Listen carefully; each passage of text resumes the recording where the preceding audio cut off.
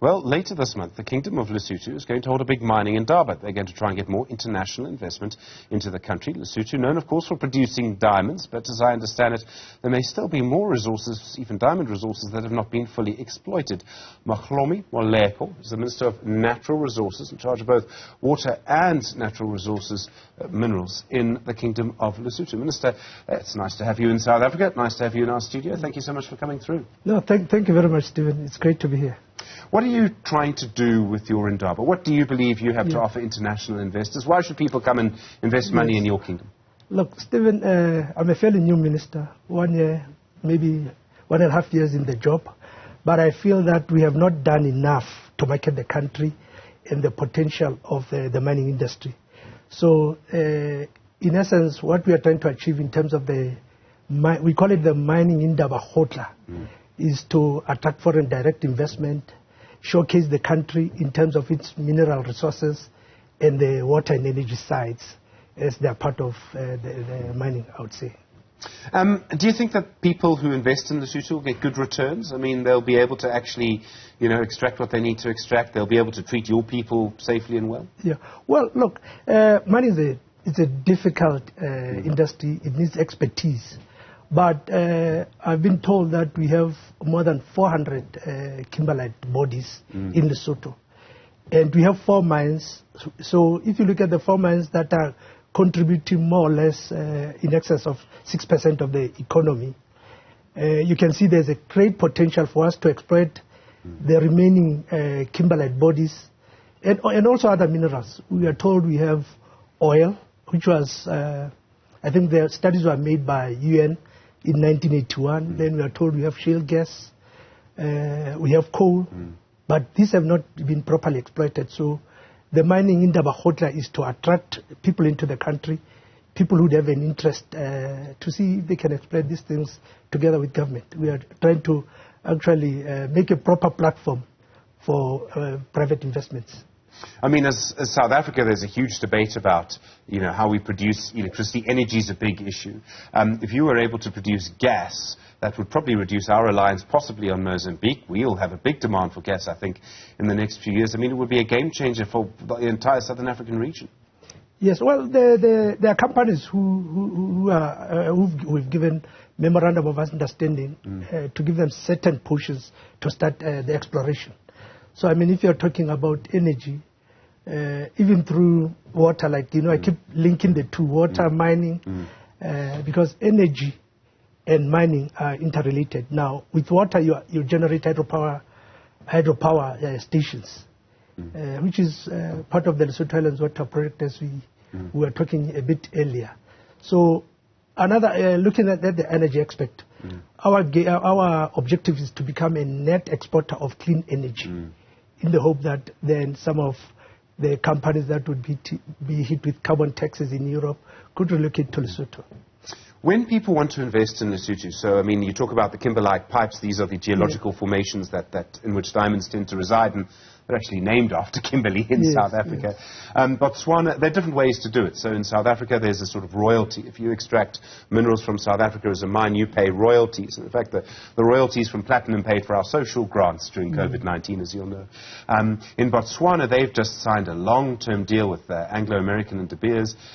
They've got big mining operations there. They also have kimberlite pipes. They'll be watching you very closely, I think. They have a deal that's a sort of 50-50 kind of deal. Would a kind of 50-50 deal be on the table for investors in Lesotho? Have you worked out how you would manage that? Look, let me explain it this way. Just by taking one mine, where we own 30% equity, but we take more than 60% of the revenue. Sure. In royalties, dividends, company income tax, withholding tax on dividends, non-refundable VAT, without talking about pay-as-you-earn, subcontracts. So when you look at it, you might find we are not at 50-50. It's the other way around. So I think we have a good deal. You spoke about the Lesotho Highlands water project, and you would be the minister responsible for that. And let me just be clear, I have a personal interest in this because I live in Gauteng, and the water that I drink almost certainly comes from your country. The water in that bottle probably comes from your country. Yeah. I mean, how important is the Lesotho Highlands water project to Lesotho? If I remember the agreement correctly, there'll be some revenue or something that you gain. Yeah. The Lesotho Highlands water project is not only important for Lesotho. It's actually important for the whole of Africa, if you look at it properly. It's powering or giving water to the biggest economic region in Africa, which is the Gauteng region. So us, we get royalties from the water. Apart from the royalties, the dams, the access roads, the advanced infrastructure, the hotels that have been built are Lesotho assets. But the water transfer component, the dams and the tunnels, are paid 100% by South Africa. So you can see how important it is. I think it's the biggest project we have and the most important. Phase 2 is now going to be built, and in fact the delays I think were more on our side than on your side, if I remember correctly. Are you confident that from your side all of the administrative hurdles, all of the planning, all of those things are sorted out? There won't be delays on your side? I can't speak for our side, I'm not our Minister of Water, but do you think that everything is going to be all right on your side? Yeah, well, in terms of the governance structures, we can't really blame either party because we are a team. That has the objective of making sure that we deliver on the project. It's true that it's delayed probably by 9 to 11 months, but we are setting plans to try and recoup the time. We won't recoup it 100%, but we will definitely recoup some of the time. A month ago, the Minister of Water from South Africa, Minister Senzo, was in Lesotho, just trying to come in to see the progress and sitting with me to see how we fast-track the project. So I think we work very well with him, and we are going to make sure that this project is delivered. I mean, it's a thing that really binds South Africa and Lesotho together. I mean, it's always been it's always been a geographical thing. You know, my young children will always look at the map and say, it's not very often you see one country surrounded by another. There are other examples, a couple in Europe. But the water is what really binds us together. Well, not necessarily. If you look at Gauteng, I can safely say that Basotho migrant laborers built Gauteng.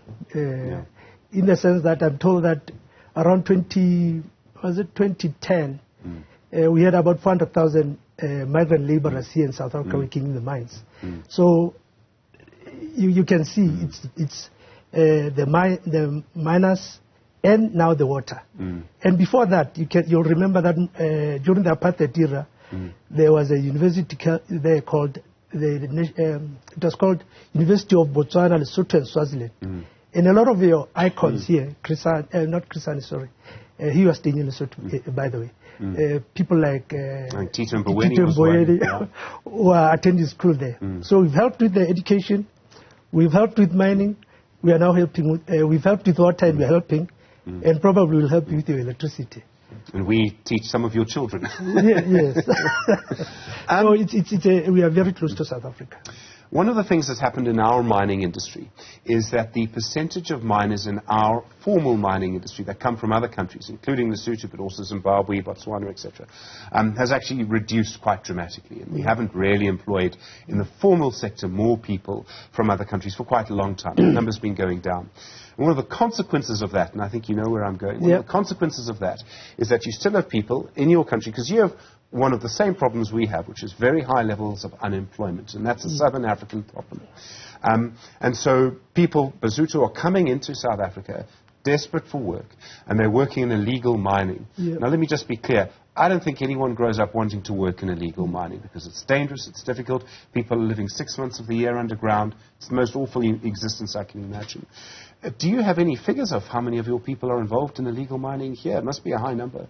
Well, no, we don't. But I think it's a very serious topic. It's something we should discuss openly, honestly. But the way you do it, you have to say, analyze the problem.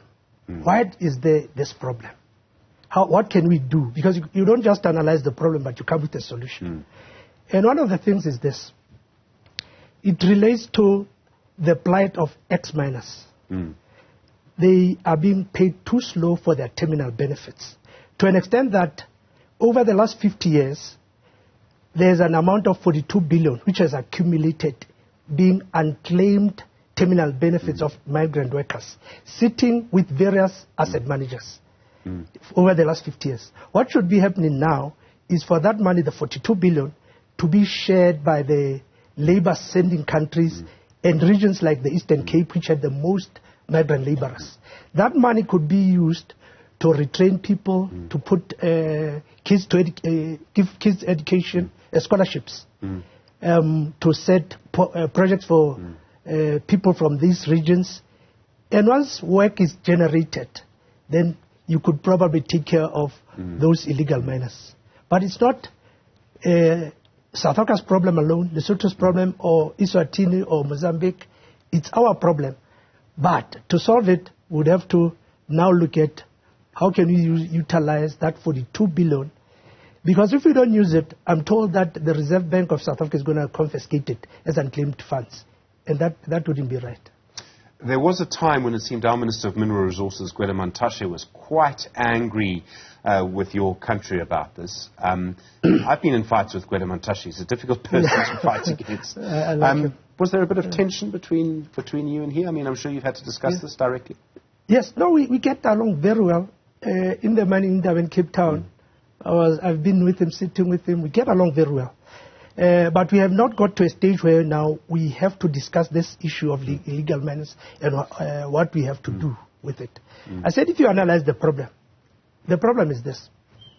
If there's illegal mining, the question is, who are the buyers? That's another thing. Are they sitting in Lesotho? Are they sitting in South Africa? If you look at the videos where these guys are flashing money, millions, you will see that those notes are crisp notes, new notes from banks. Who's going to the banks to actually withdraw the money and give it to them? So it's not a matter of them alone. It's a whole chain which we have to analyze and break. But I'm saying you don't just break it without giving solutions to this unemployment problem. You have to tie it into the terminal benefits that the mining companies have paid over to the asset managers, but the tracing of these people is very poor and they're not being paid quick enough.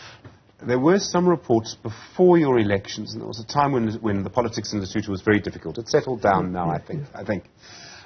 But there were some reports that, in fact, some of the money made by illegal miners was going into politics in Lesotho. Yes. Do you know if that's true? That's absolutely true.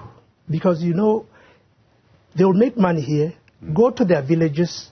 You won't know whether it's an illegal miner, a businessman, and they'll start financing political parties, you know. And this is, I think this is one of the problems we had as people who came late into politics, because we were worried that things seem to be getting out of hand. And we jumped into politics, not being politicians, to try and save the situation. So that doesn't happen anymore, you don't think? No, it's a more serious problem than that. It's like me asking you that illegal mining in South Africa is not happening. Yeah. It's still happening. We have to sit around the table, have honest conversations about it, come up with solutions to alleviate that. But I say part of the solution is to be creating employment. If we have 32 billion sitting somewhere, which can create that employment for youth, why don't we use it? I worry as a South African that people who espouse xenophobia in South Africa, political parties who are talking about foreign nationals, so Lesotho, people from other countries, might gain more political power. Does that worry you? Well, not necessarily. Because the dynamics of these countries, especially, say, Botswana, Lesotho, Swaziland, Eswatini, it's almost like it's one country where there are artificial borders. Yeah. You might go to Northwest and then find that a certain village, there's a border between it. You know, they are ruled by one chief, maybe in Botswana or in Northwest, because they are one clan, but they are sitting on two different sides of the fence. So how do you deal with such a situation? You know that this makes me wonder about the border between our two countries. I mean, we're drinking your water. And do we need borders still? Well, one of the EFF leader, Julius Malema, said he doesn't understand for us to have a gate without a fence. Yes. But I think he had a point. But if you go to Europe, you can drive throughout Europe without stopping at any borders if you have that the Schengen visa. So why don't we have free movement of people and goods? We've just signed the Africa Continental Free Trade Agreement and said we have to open road networks, communication networks, transport, rail, but we can't open borders for people to move through. Minister, thank you very much indeed for coming through. Mohlomi Moleko is the Minister of Natural Resources in charge of mining and water in the Kingdom of Lesotho.